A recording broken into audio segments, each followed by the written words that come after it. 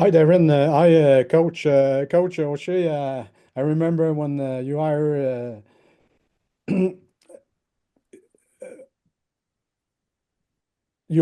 make your Ironman. Sorry, I remember when you are Hogan at the talked to you at the combine in Toronto, and you told me that you were pretty happy. Were you surprised? And is the Kling is reaching the job OC as soon as only 4 years ago? Is this faster than expected? What'd you like on him to go for with Uh, him? yeah, I think it's right on time. I mean, um, the ability to promote from within is, I think, uh, a sign of, you know, how hard he works, but also I think it's just pretty cool. Um, Pretty quickly with Jason, you recognize his energy. You see that he's got a tireless work ethic. He's got a thirst for knowledge. He's always like he's going to be a lifelong learner, right? He's always trying to take in more information. And then over the course of time, you watch him take more of a role and have command and presence in a meeting room. Um, Always bringing fresh ideas to uh, and his own ideas to meetings for planning. Um, and the relationships he develops over time are very important to our organization. So I think it's one of those things. I don't think there's a a time frame to put on a guy. Oh, we need a guy to be here 5 years before he moves up or does anything like that. It was all the attributes he has are very easily recognizable. Okay. And the second one, he worked with the running back. For sure, he has a great success. Was it factor in your decision to go with him? Um, I think it's a comprehensive evaluation. It's not just his success with the running backs. I mean, I'm sure he'll be the first to tell you that, you know, if you get in a room full of excellent players, then it makes coaches look good too. Yeah. Go to Derek Taylor, followed by Josh. Mike, can I ask, could you spell out, are there benefits to hiring from within versus hiring external candidates? Because you've done it now with both coordinators. Yeah, he certainly he knows our personnel. He has a great belief in how we do things. Um, in terms of the playbook, he's going to put his own mark on it, but I don't think it's going to be a whole new language that the offense has to learn, uh, which is obviously beneficial. I think another benefit is he was, you know, right from the get-go, he was really wanted to make sure that Marty was on board with it too, right? Like he recognizes that he, uh, wants these good people that are unbelievable coaches around him, right? So that was, in those conversations, hearing that um, was awesome to hear, right? Like he's not, this is I got this title. Here I go. I want everything my way. I want everything. He understands the value of surrounding himself with good people. Is the continuity from Buck was on Lapo's staff, Hogan was on Buck's staff? How big a deal is that in this decision? Well, I think you understand that we value continuity, um, but he had to be the right guy too. It's not just, hey, we're just gonna go with continuity over talent. You know, he's talented. Thank you. Josh, go ahead. Hey, good morning, Coach. I'm just curious on Jason. Do you envision any changes? You had talked about him making maybe his own, putting his own like stamp on things on the offense. Like, do you envision any changes, I guess, to the way your offense attacks this season, or will it be just more of a change in voice, more so, and not so much the quote unquote scheme? Well, I think everybody is going to be their own authentic self. So when I say put his own stamp on it, I think you can say that. I know you can say that about every single coach that comes into a new role, right? no coach is going to try to be the coach that preceded him. They're Mhm. going to try to be themselves. And that's the only way it's going to work. So I expect Jason to be true to himself. And where that takes our offense, I think will remain to be seen. And we'll figure that out as we go along in the offseason. But Mhm. conceptually, I mean, a lot of teams run a lot of the same concepts throughout the league. So I don't know that it's, you know, recreating the wheel or anything like that. Yeah. But Yeah. inevitably and hopefully, every coach you hire comes with his own authentic self. Right. Okay. And just so I can be clear, like Jason, will he continue to work with running backs too, or like is that a To spot be that you would? determined. To be determined. Oh, to be turned. Okay, sure. I'll just jump to the back of the line. He's Thanks. gonna, you know, if we do it a certain way, he'll have the opportunity to be involved in every group. Hmm. So we'll see. Okay, thank you. Well, Paul, followed by Derek. Hey, Mike, how are you? Not bad, Freezer. How you doing? Pretty good. Pretty good. Thanks. Where are you? Where do we say we're talking to you from? Parts unknown. Okay. Fair enough. I want to change gears a bit here. Seeing what's happened with Adam Bighill and Drew Wolotarski and Kenny yesterday and, Liam Dobson on another level too. I'm just wondering on a personal level, how down does this business of football get you some days? That's that's definitely a different question, different line of questioning. Yeah. Yeah, you know, every day when you wake up, you have a duty to the club and to everybody involved in the club. And every night when you go to bed, you are thinking about the people that you have relationships with. Yeah. I think that's the norm for coaching. You hope, and it generally takes time, but you hope over time that if you've developed relationships with some of these guys, that over time the sting of the shittiness of this sport, of pro sport in general, Yeah. sort of eases, and you get back to you know um, appreciating each other for the time you spent together. Hmm. This kind of off season though is got to be tough. Yeah. How tough? Well, I think it starts with not finishing the season the way we envisioned. Yeah. And that carries over into the business of coaching staffs and player movement and all that other stuff. That it adds up. But it's not anything really new. It's a little different this year than in previous years. But it's probably no different than the first 2 or 3 years we were here when Mhm. we were striving for that continuity, Yeah. Just a quick follow up on a slightly different topic. That's the CFL salary cap up significantly more than anticipated. Just announced today. Your thoughts on the timing of that? I mean, it seems a day late and a dollar short to maybe keep a guy like Kenny around. Is that odd, or did you guys know this was Yeah, coming? I don't know. I think depending on where you're standing, the timing is good or bad. Yeah. From the Players Association standpoint, it's probably good timing. From general manager standpoints, it might be challenging, but we don't know that yet. Free agency doesn't hit till actually February 11th, despite what Right. all is being talked about. So I'm just thinking a week earlier might have made a lot of sense. Maybe they didn't know.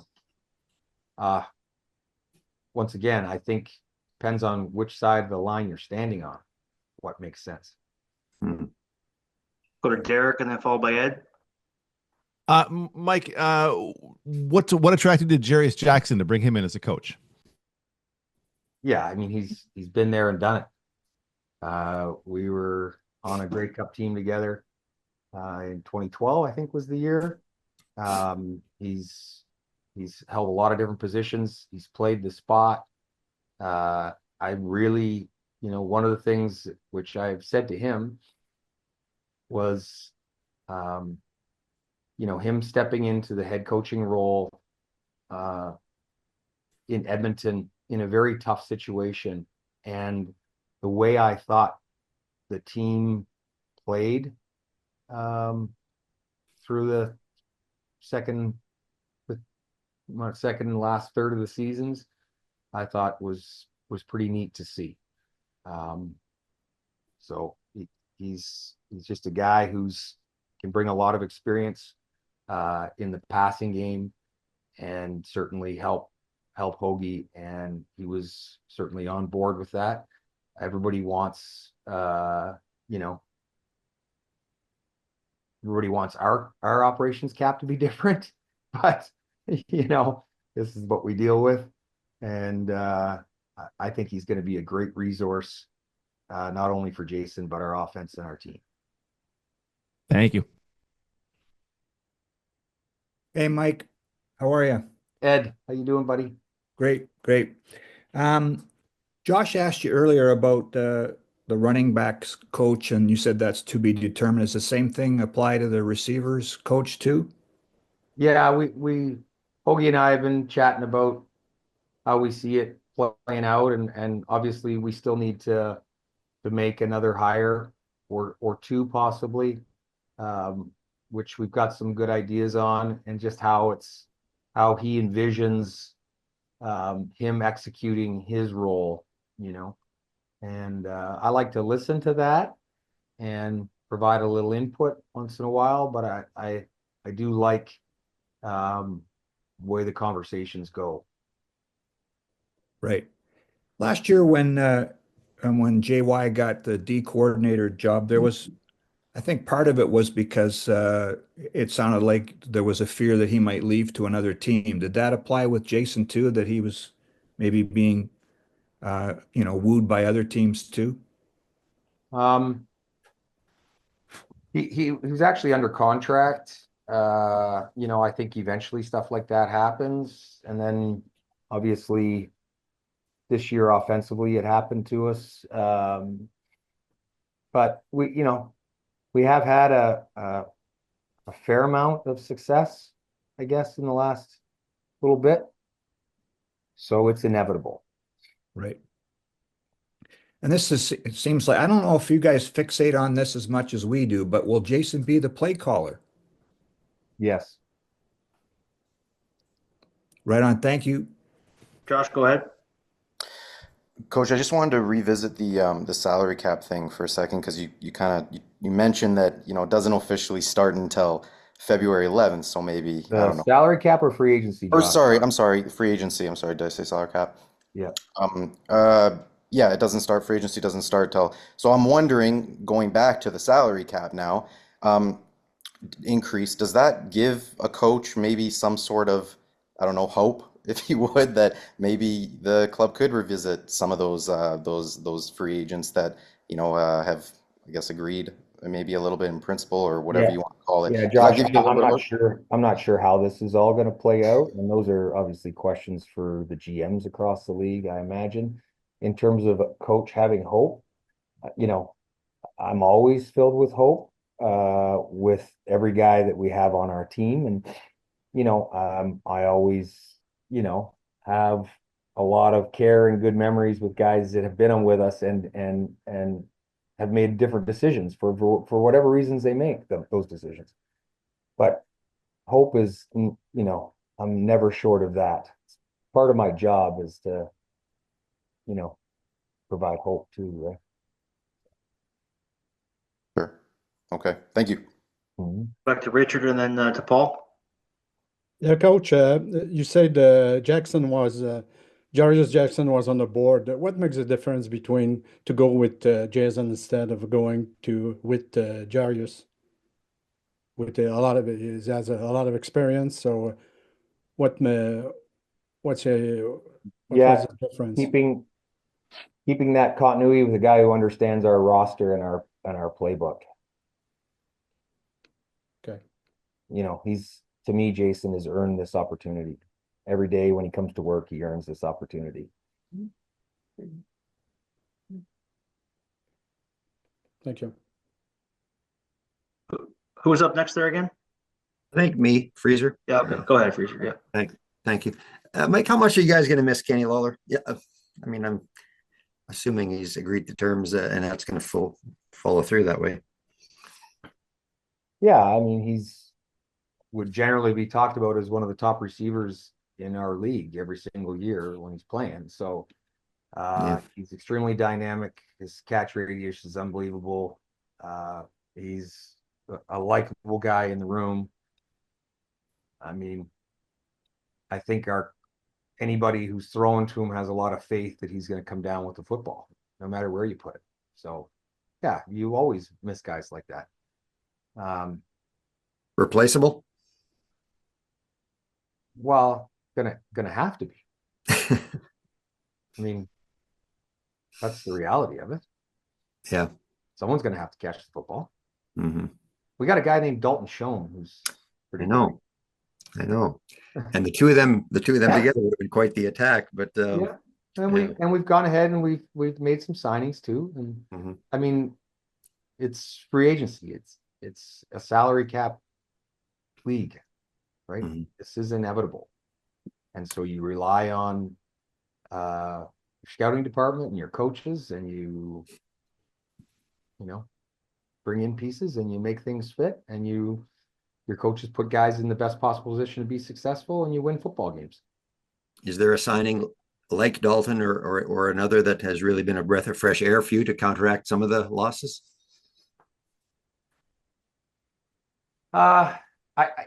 Freezer, I don't think it weighs on me like you think it does. Okay. I just have a lot of faith in our guys are going to show up in training camp. They're going to put the work in the off season. They know how to win. They're going to come together throughout training camp, put in great work. They're going to come together throughout the season as a team. And, I think we're all going to be pretty excited about how things go. So, the business of pro sport, I just, like I said, I can't let that weigh on me every single day. Losing people, yeah, that stinks.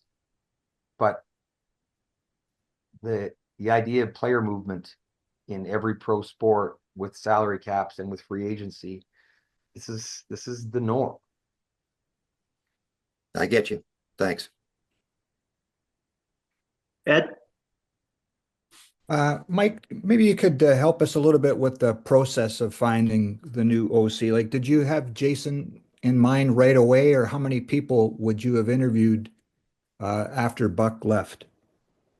Yeah, Jason and I talked pretty well right at the end of the season, and once again, being around him on a daily basis, there's a lot of confidence that he can step into this role. There's a process you go through. How many and who I talk to, I don't think that bears mentioning really, but right. Certainly you go through a process. I would say I'm a little more deliberate than other people would want. but that's okay. It's my process, I guess. So I'll go through it. But yeah, Jay and I talked pretty quickly after the season. You mentioned, Mike, about some of the things right off the top that you liked about Jason, like his work ethic. Some guys are just meant to be position coaches, it seems like, over time, or are comfortable with that. What's the biggest jump that a guy makes from a position coach to a coordinator?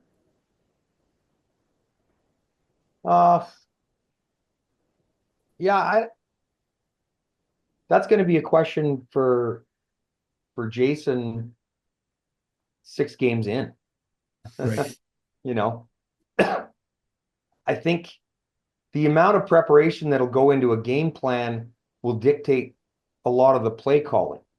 A lot of the understanding in the opposition will dictate the play calling. So, I really think, like the art of war, and how prepared Hoagie is on a daily basis, I just think he'll have played the game out before he even makes his first play call. Mm. Right? Now, adapting as you go along, you know, I imagine that's the nuances that you have to figure out. But I'm sure Buck had to figure it out his first time, and Lapo had to figure it out his first time, right? So I think it's just part of the natural progression. But the amount of work that they put in prior to making that first call on that first series, you know, I think it could lessen how big a deal it is, you know? I really think they have it all played out prior to. You know, when you listen to the headset as the game's going on, you hear these similar things. Oh yeah, here they come with this. You know, talking about a defense, or here's what we're going to next. So they have a plan pretty well formulated, and they execute it. They have to deviate off it a little bit depending on defenses and things like that. But I don't, you know, I don't necessarily worry about the play calling. And I know how hard he works in preparation on a daily basis. So I just think it's just going to be a natural step for him. Right. Just one more from me, Mike. Is this something that you have to run by Zach too? Like, or is the relationship that you see during the course of the last 3 years with Jason and Zach maybe say that, okay, he'll be comfortable with this, or do you have to run it by Zach because he's obviously such a big part of this? Yeah, I think you'd be crazy as a head coach not to talk to your quarterback.